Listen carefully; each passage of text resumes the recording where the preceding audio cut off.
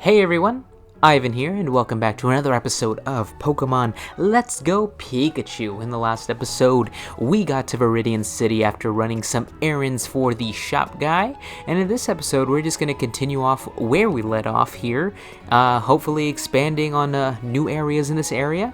New areas, and hopefully encountering new Pokemon.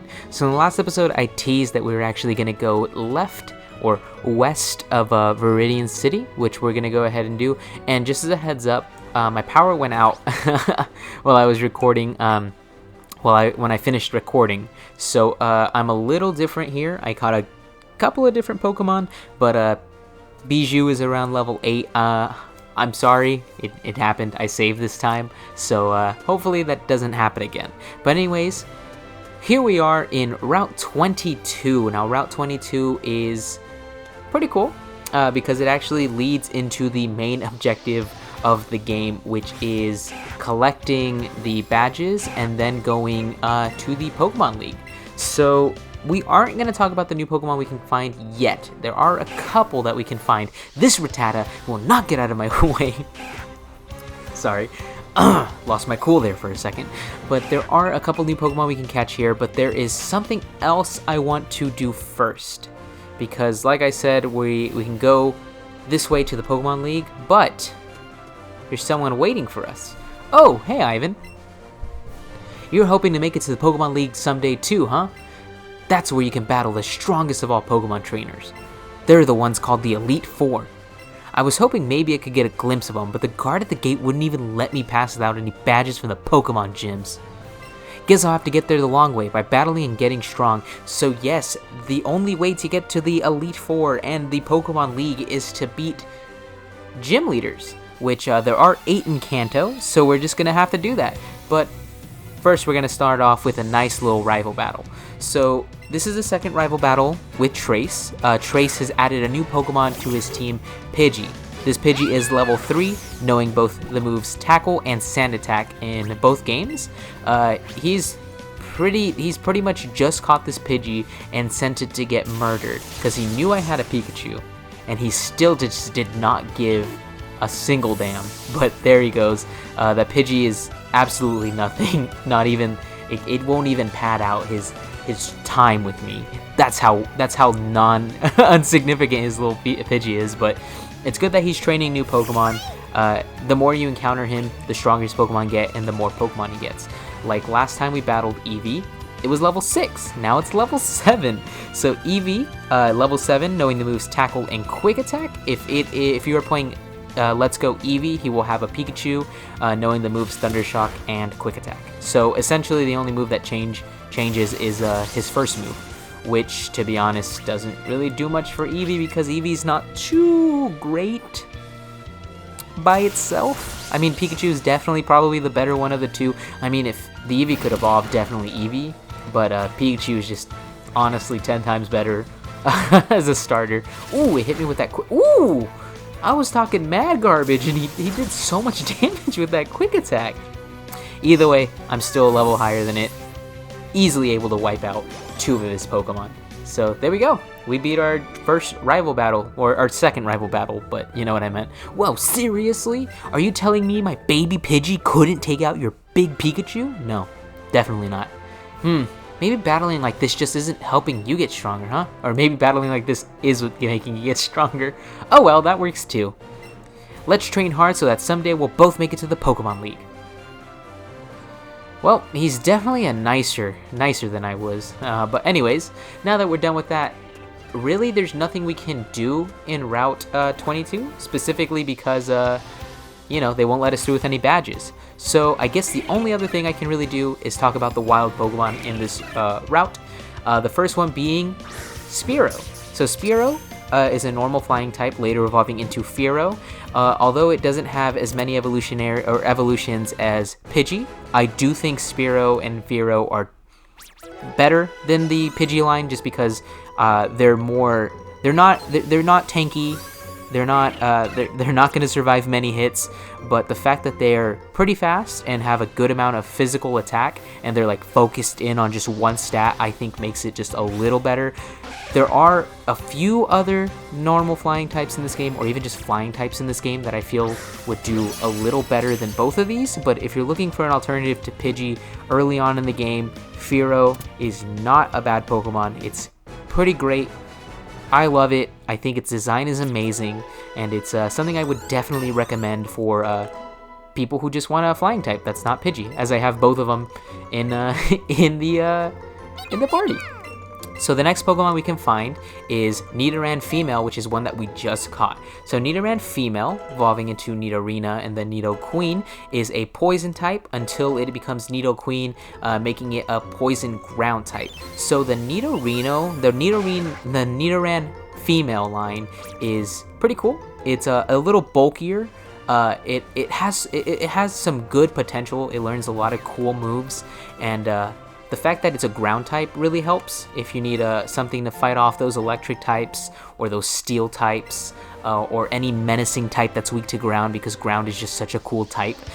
Along with poison, Nidoqueen is just an overall joy. The fact that it can take quite a bit of hits, and the fact that it can dish him out just as well, makes it a good spot in my ideal list of Pokemon. So next we're going to talk about Nidoran Male. So there's a counterpart. For some reason they didn't just name them differently. Nidoran Male evolves into Nidorino and then Nidoking. So kind of like a battle of the sexes kind of thing. Nidoran Male, same story with Nidoran Female. Starts off as just a pure poison type, later evolving into a poison ground type once it reaches its final evolution. Nidoking is a little more offensive than Nidoqueen.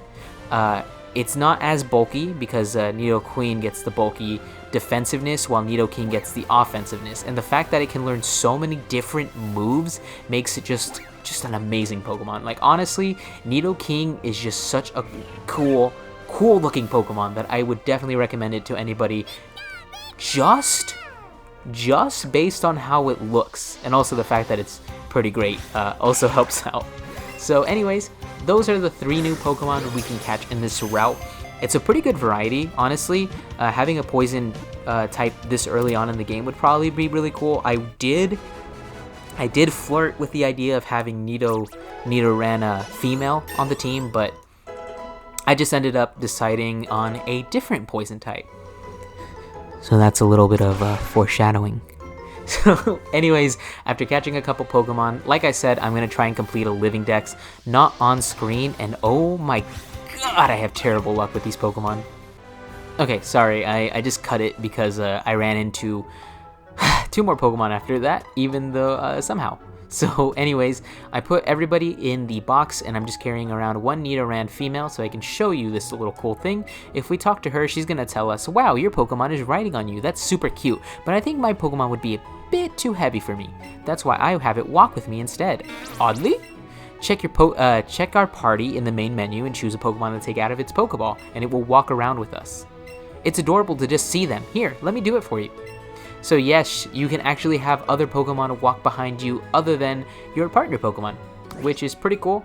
I don't really want Pokemon that aren't on my team, or I'm not going to raise on my bench for now, so I'm just going to take it out of my party and just carry around my Pikachu with me.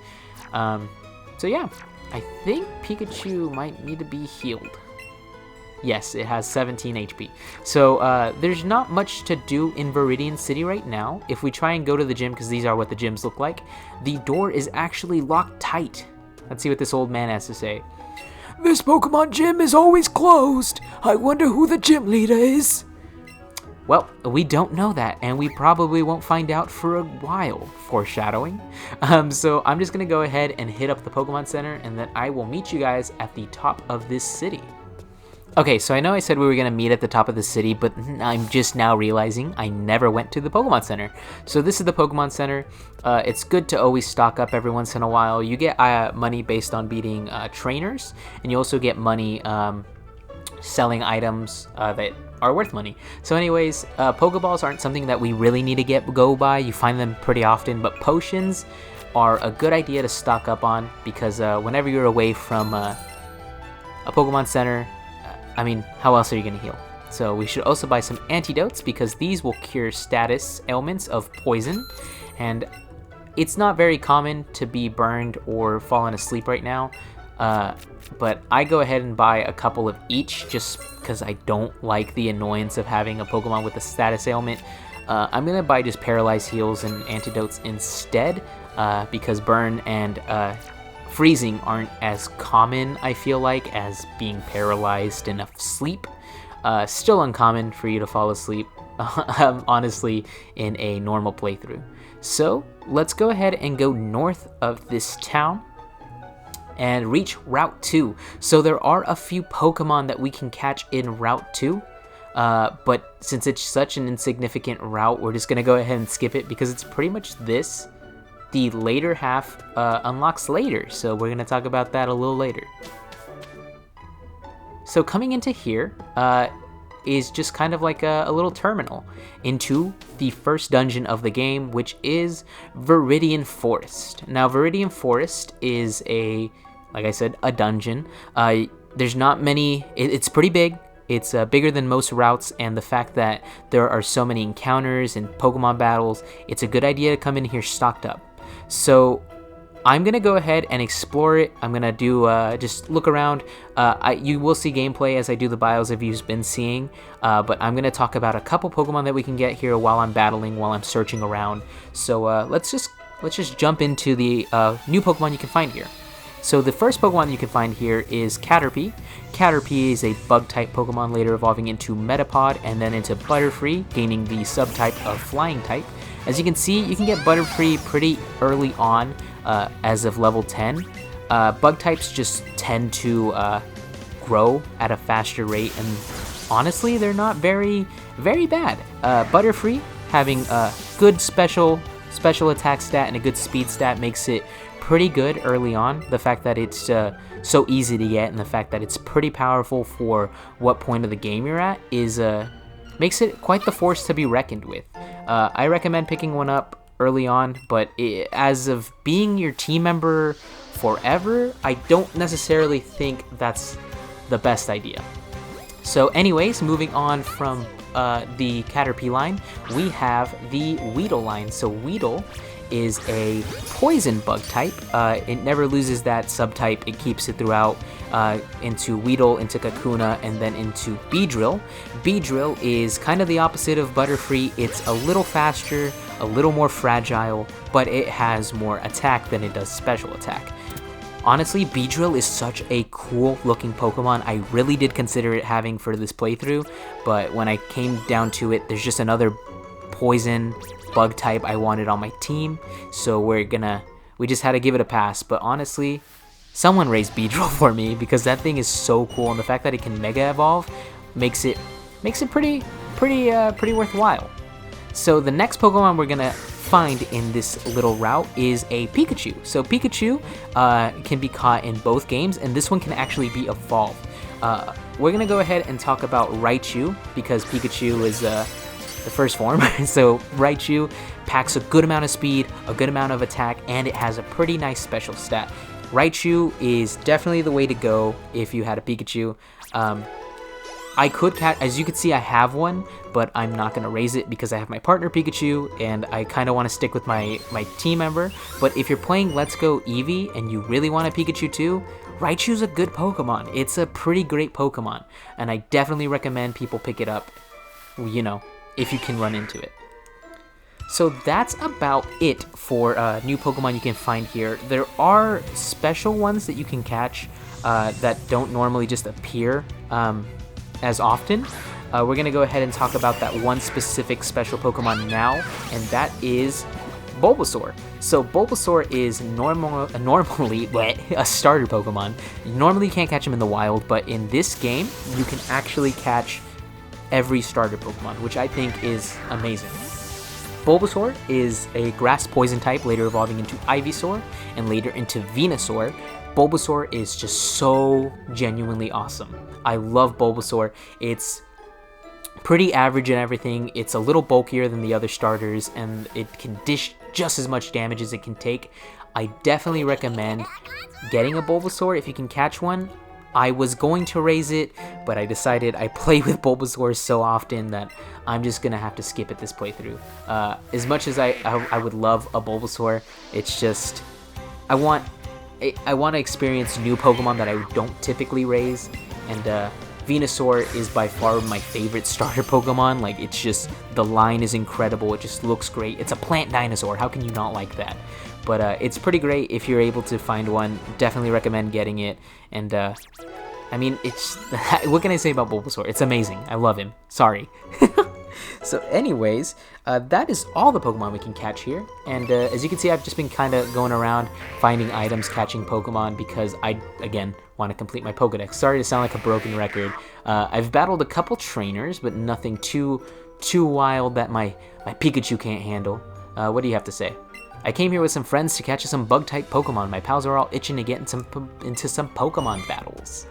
I stuttered way more than I should. And as you can see, there's like some lines around some Pokemon that indicates whether or not it's like a bigger Pokemon or it has like a special stat to it. So keep in mind when you're looking at those Pokemon that you can catch those. And like, I've been encountering them and they say like, whoa, that's huge. I recommend using a berry, which, like I said, berries do help you catch Pokemon. So it's probably not a bad idea. Anyways, this guy must have a lot of friends because literally this is our third battle. Again with another bug type that's going to be squashed by my Pikachu. So anyways, we're just going to go ahead. Oh my, how, am I just too high leveled or what? Because I've just been catching every once in a while. I guess that's not true. I have like 20 Pokemon, I want to say. And my Pikachu is just, my Bijou is just wrecking it. Level 10, just taking $36 from this kid and 3 of his Pokeballs. I'm a bully, I guess. So anyways, as we continue on, like I said, this would typically be an issue if you had to battle every Pokemon, just because it is so massive that I was throwing Pokeballs to catch Pokemon, and I ran out. That's why you can never have too many Pokeballs. You're right. Did I see something sparkle? I guess I'm going crazy. Anyways, I recommend having potions if this is your first time, just because these battles could be a little draining. Hey, did you know a Bulbasaur can appear in this forest? No way. Okay, so I actually cut that battle. I heard from a friend that they saw a Bulbasaur around here. It wasn't registered in their Pokedex though, so I wonder if it was true. So I'm not going to show every trainer battle once we've covered the Pokemon, just because I feel like that would be a waste of time, because these videos, I don't want them to be much longer than like 18 to 22 minutes. I know that's very specific, but I don't want them to be too long because I don't want people to think they're like a slog to get through. So anytime that we're not talking about anything important, or there's a trainer battle that we can skip, I'm going to go ahead and do that. Probably might fight them again off screen just to get that experience, but I don't want to bore you guys with just battle after battle. So yeah, that's just something I'm going to be doing if we're not talking about new Pokemon or anything specific. Do you want to know the trick for throwing a Pokeball well? I've beaten you. Tell me your secret. Throw a Pokeball to hit the center, you know? The center of those 2 rings, right? Yes, thank you. Oh, I thought that was a Bulbasaur and I was about to freak out because I secretly want a Bulbasaur, but I've told my wife that I wouldn't raise one because she helped me decide my team and I don't want to just raise Pokemon that I've raised before. So, yeah. I'm also going to start cutting random encounters that just bog the episode down. Ooh, a lure. A lure is something super useful that we're going to be getting interrupted. We'll be going into that just a little later. So let's make our way through. Man, they said random encounters were annoying, but this is, I think, a little more annoying. Hey, wait up. What's the hurry? Why the rush? The rush is that I hate this place and I want to get out. So anyways, that was Viridian Forest. I know it didn't seem very big. I did kind of just avoid everybody, but you know. Have you noticed the skinny trees on the roadside? They can be chopped down with a secret technique called chop down, I hear. I hope you can hear that. I could see it on the audio. The higher Pokemon CP is, the higher its combat power is. I hear CP is a value made up of various stats and all things combined. Yeah, you can actually see the CP while you're catching Pokemon. So anyways, leaving Viridian Forest leads us into the second part of Route 2. Nothing new other than this patch of grass, but it does lead us into Pewter City. Hey, nice! I was hoping we'd run into each other. You know there's a Pokemon gym up this way, right, Ivan? You can battle against the gym leader there, and he's seriously strong. If you want to get stronger, you've definitely got to try and take him on. Hey, geez, Bijou, you're ready for a good battle too, huh? Who wouldn't be? Alright then, you're making me want to cheer you guys on too, so take these. And we got 5 potions from Trace. What a nice guy. I mean, just so nice. He's just great. Beat that gym leader, Ivan, and you can really call yourself a true trainer. Give it your best. Didn't I beat you twice? Oh, anyways, alright guys, now that we've reached Pewter City, I think it's a good place to call it. Thank you guys for watching this episode of Pokemon Let's Go Pikachu. In the next episode, hopefully we're not bogged down by a lot of Pokemon encounters, and hopefully we could just really just play and talk and have a good time. So anyways, thank you guys for watching. In the next episode, we're going to be taking on Brock, the gym leader, and we're just gonna have a good old time with it, right, Bijou? Hopefully he doesn't wipe the floor with us because he is a rock gym, and the only Pokemon we really have is Pikachu. But, you know, we'll make do, won't we, Bijou? So anyways, thanks for watching. Have a great time. See you next time.